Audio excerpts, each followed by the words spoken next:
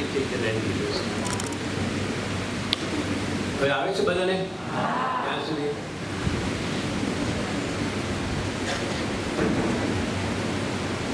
भगवत इच्छा की कुछ प्रतिबंधकता तो है कहीं तो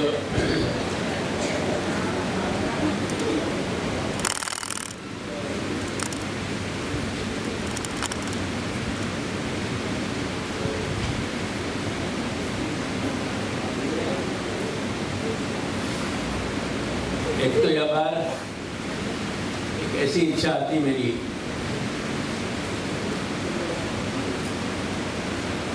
कि कुछ नए चेहरे भी दिखाई दें, क्योंकि 3 वर्ष को गैप पड़े है। ये मेरा कोई असंतोष व्यक्त नहीं कर रहा हूँ और बहुत सारे पिछले समय से जो जिन चेहरा को मैं देख तो आ रहे हूँ उन्हीं के सामने वाणी का जो प्रसंग है ये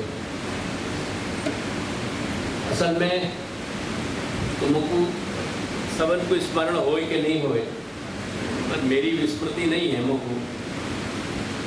जहाँ तक मैं समझूं इतना सब विषय चले हुए अपने बीच में कि जासू एक अच्छे वर्तुल में, एक अच्छी सीमा में, अच्छी सीमा से मेरा मतलब एक बड़ी सीमा में अपने घर को कुछ कार्य होना चाहिए। तो वाणी के स्तर की बात कह रहा हूँ। समारोह में इकट्ठे हो जाना ये एक अलग बात है, लेकिन शायद तुमको वाकई भी स्मृति नहीं होगी।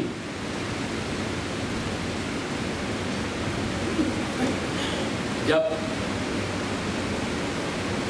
पिछली बार मिलने को एक अवसर आया तो मैंने कुछ श्लोक लिख के दिए थे। उनको सब्जेक्ट कोई तो ख्याल है उनमें क्या है? तो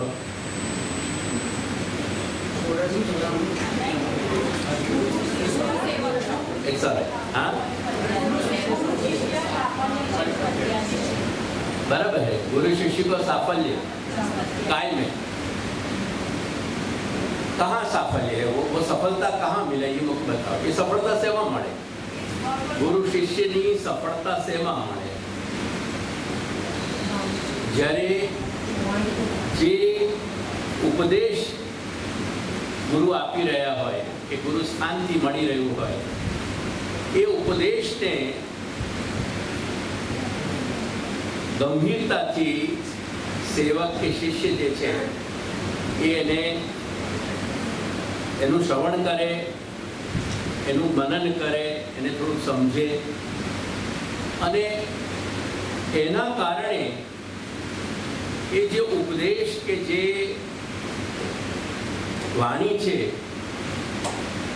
એ વાણીનો જે મેસેજ છે એ વાણીમાં રહેલો જે સાર છે એ વધુમાં વધુ લોકો સુધી પહોંચી શકે એ એની સફળતાની વાત હતી। અને બીજું થોડુંક મારા પોતાના માટે છેલ્લા આ 2.5-3 વર્ષોમાં જે ક્યાંય પણ સંપર્ક કે મળવાનું એવા અવસર ના આવ્યા કે જેમાં મળવાનું થઈ શકે। ये कारण शू और समय की गति में भी मैंने कुछ अपने संग भी एक वचनबद्धता करी कि मैं कुछ ऐसे कार्य करूँगा आपके जैसू को भी प्रसन्नता हो। तुम्हारी प्रसन्नता के लिए तो मैं कर तो ही रहा हूँ। तुम्हारे पास बैलेंस शीट है नहीं, अगर बैलेंस शीट तुम निकालो तो ऑलमोस्ट पिछले 50 साल से 48 साल से मैं तुम्हारे लिए काम कर रहा हूँ। तुमको स्मरण नहीं होएगा यह बात तो मेरी भी कुछ अपेक्षाएं थी। तो मैंने मेरे साथ एक वचनबद्धता करी कि मैं कुछ ऐसे ढंग से अब ये वाणी के लिए परिश्रम करूँगा कि जहाँ में मुझको प्रसन्नता थोड़ी होती हो।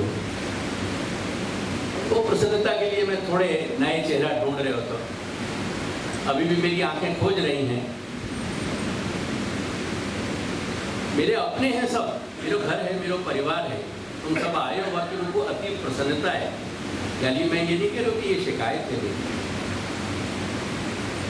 लेकिन तुमको ये समझ आनी चाहिए, जब कोई ऐसी वानगी तुम लोग घर में बनाते हो, महिला सुई कह रहे हो, क्योंकि पुरुष वर्ग अधिकतर भोगता है, खाने वालों है। जब तुम बनाते हो, घर जामे तुम्हारा मेहनत लगती होगी, जाके पीछे तुम्हारा समय जाता होगा, जाके पीछे तुमने कुछ अपनी सूझबूझ या आजकल के नए लोग क्रिएटिविटी के हैं, ऐसे कुछ रचनात्मकता से तुमने कुछ बनाए हुए, तुम्हारे 4, 6, 8 घंटा गए हुए। कुछ पदार्थ ऐसे हों कि जिनको प्रिपेयर होने में, उनको तैयार होने में ओवरनाइट चाहिए, एक दिन को समय चाहिए। और वो सब करने के बाद जब तुमने वो थाली कहीं रखे हुए अपने स्वकीय जनन के सामने, और उनके चेहरा पे वो प्रसन्नता तुमको नहीं दिखाई दी हो, आप अगर तुम्हारे मनोदशा या तुम्हारा मनोभाव क्या है वो मुझको बताओ जरा। हंस तो लिए तुम, लेकिन वो मनोदशा क्या होती होगी?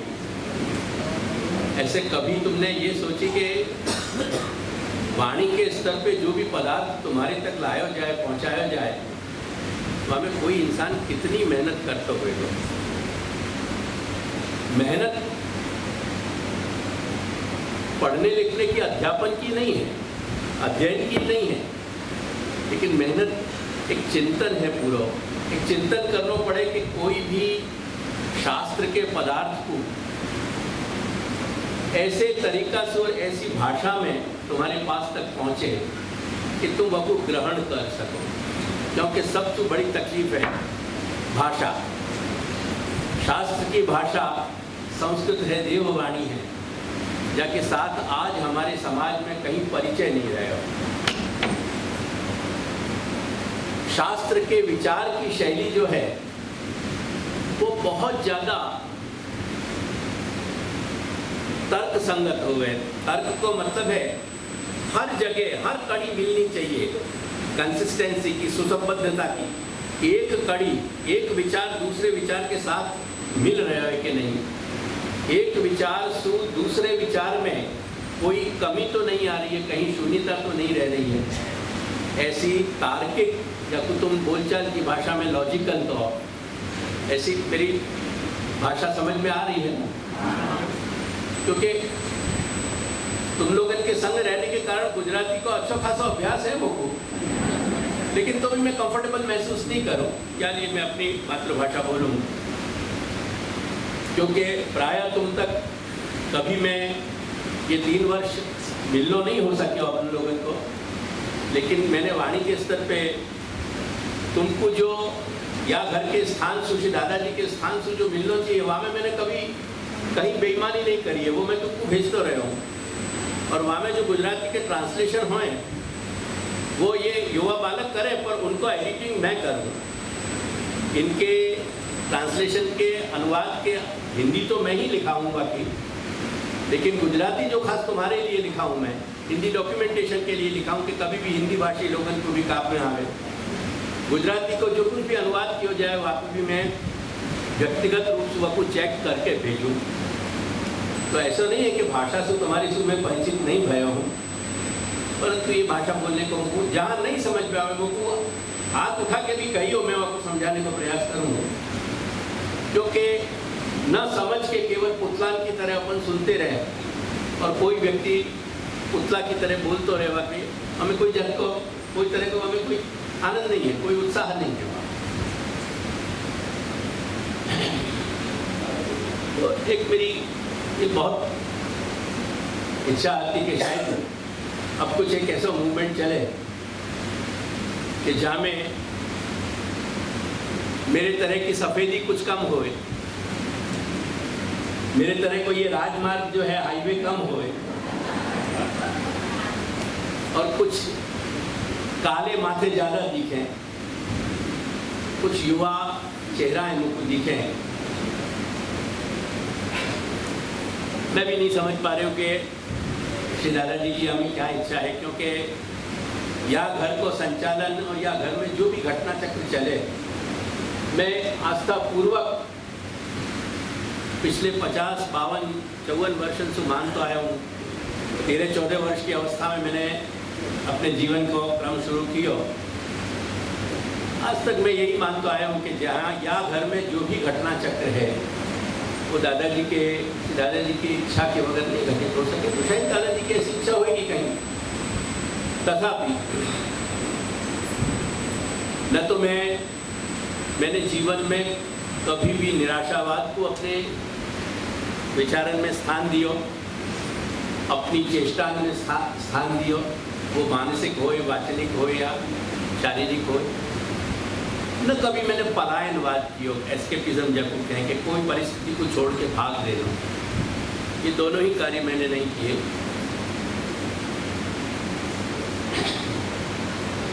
जिन 3 महापुरुषों को मेरे जीवन में बहुत प्रभाव रहे हो और जिनके कारण मैं जीवन समझ सको, उनमें मेरे बड़े भ्राता जो कामन विराजते थे, वो अक्सर एक शेर कहा करते। असल में शेर व शायरी को शौक़ और उर्दू को शौक़ उन्हें ही मुझको दियो जिनके कारण मैं शेर व शायरी कर सको और आज यह स्तर पे पहुंच सको। वो एक शेर अक्सर कहते कि कुंदन के हम डले हैं, कुंदन के गहने वाले ना, तुमको क्या है, कुंदन के हम डले हैं चाहे जहाँ गला ले, बैठे हैं शरे महफिल कितना भी आजमा ले। तो पलायन की बात जीवन में मैंने करी नहीं है। यह बात जो कुछ कई दिनों से एक बात चली थी, मैं और तुम यहाँ वक्त मिलेंगे और अपन को कुछ संवाद होएगा या मैं तुमको कुछ कहूँगा, श्रवण कराऊंगा तुमको। ये कोई मेरे चित्त में स्पष्ट नहीं हटो, लेकिन काफ़ी समय से मेरे अंदर एक मंथन चल रहा हो, तो मनोमंथन वो ये हतो कि इतने सारी मेहनत करने के बावजूद जो कुछ अच्छे परिणाम जो बिना प्रयास किए दिखाई दें, वो क्यों नहीं आ पा रहे हैं। वहाँ कारण से मैंने जो कुछ बातें विचारी हैं, एक तो बहुत बड़ी तकलीफ की जो बात है, मैंने भूमिका के कुछ श्लोक लिखे हैं, वही पहले पढ़ के मैं उनको ही सुनाऊंगा, के बाद मैं तुरंत वापस आ जाऊंगा, क्योंकि उन पृष्ठभूमि के आधार पे ही मेरा ये सब चिंतन आगे को जो कुछ मैं कहना चाह रहा हूँ, जब डॉक्यूमेंटेशन हो रहा है। भैया रिकॉर्डिंग तो हो रही है तुम्हारी, यहाँ में भी मेरी मेहनत विफल जाएगी। निकालो, तुम्हारे पास सबके पास नहीं आए हो तो पहुँचाओ सबके पास। इतने हैं तुम्हारे पास, मैटर है ना इतना, बहुत ज़्यादा बिल्कुल संयम से सब लीजो, खींचातानी मत करियो जरा भी। तुम्हारे लिए ही मैं यहाँ आया हूँ, तुम्हारे लिए ये सब कुछ मटेरियल छपे या कुछ जो कुछ भी है आपको प्रिपेयर किया जाए, वहाँ में भी मेहनत लगे, यानी बहुत शांति से।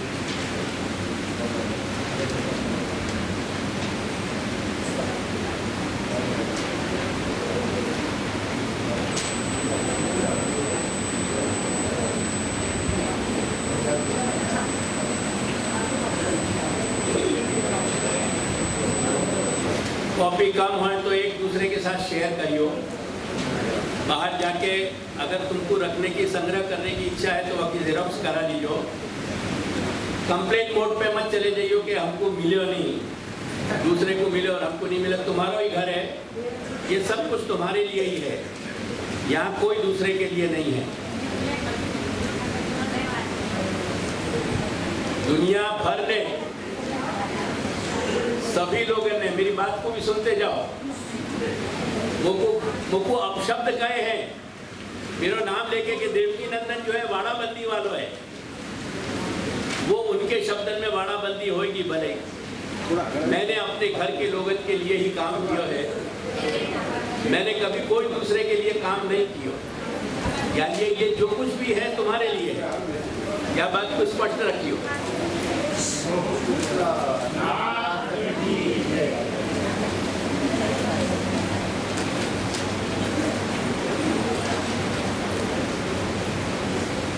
આગળના કાગળને તમે ના વાંચો, પહેલાનું જ લો, એ પહેલું તમે વાળી રાખ્યું છે, બસ એ સીધું રાખવું હોય તો જોવાનું હોય તો જુઓ, નહીં તો બીજાને આપી દો, અન્યાય ના કરો મારી સાથે।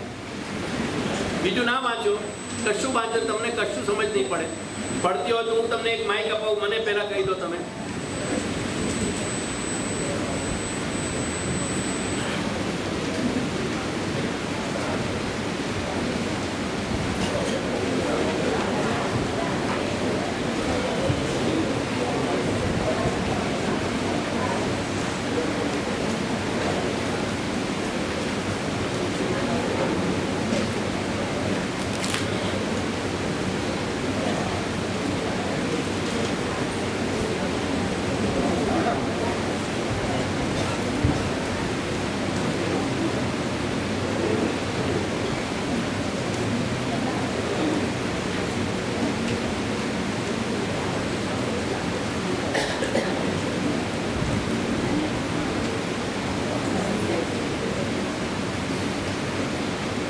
चलो आगे में, पीछे समझ को आया? बहुत आगे पीछे खोल के मत वांचियो। पहले सबसे पहले प्रश्न मेरे कुछ प्रारंभ में मेरे श्लोक हैं, मैं उनको ही समझाऊंगा, क्योंकि उनके आधार पे आगे की मेरी बात है। यानी मुझको अपने श्लोक तुमको नहीं सुनाने हैं, बात मुझको महाप्रभु की सुनानी है, पर बाकी ये बैकग्राउंड थोड़ा समझना जरूरी है। जो कुछ दो चार बातें मेरे माथे में चल रही हैं पहले वो होंगी, उसके बाद अपन आगे बढ़ेंगे।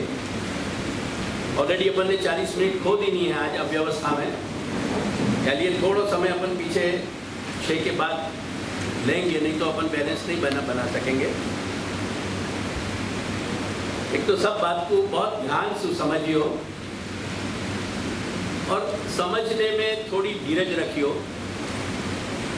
मेरे साथ थोड़ा न्याय करियो मेरी मेहनत के साथ, ताकि यहाँ से उठ के जब तुम जाओ तब तक विस्मृति नहीं हो जाए।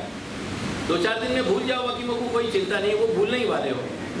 मैं भी ये मान के ही चल रहे हूँ, मैं भी कोई बहुत टॉल क्लेम या बहुत कोई बड़ी उम्मीदें तुमसे लेके नहीं बैठे हूँ, क्योंकि उतना मेरे प्रति तुमने कभी आत्मीयता शायद नहीं रखी। लेकिन थोड़ा शांत चित्त होकर के वह समझियो,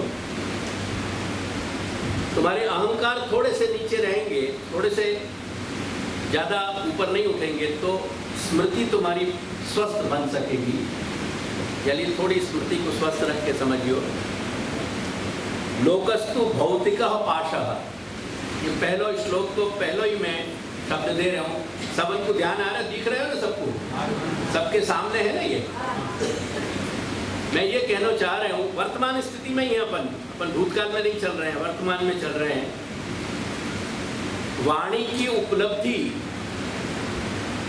मेरे 45-48 वर्ष के प्रयास के बाद भी श्री दादाजी के घर के लिए, तुम्हारे सबके हित के लिए मैं जो चाह रहा हूँ आज तक और चाहता रहूँगा जब तक मेरी सांसें हैं, वो परिणाम मुझको अपेक्षित एक्सपेक्टेड मुझको रिजल्ट्स क्यों नहीं मिले, वो मेरी व्यथा थोड़ी इन शब्दन में समझियो।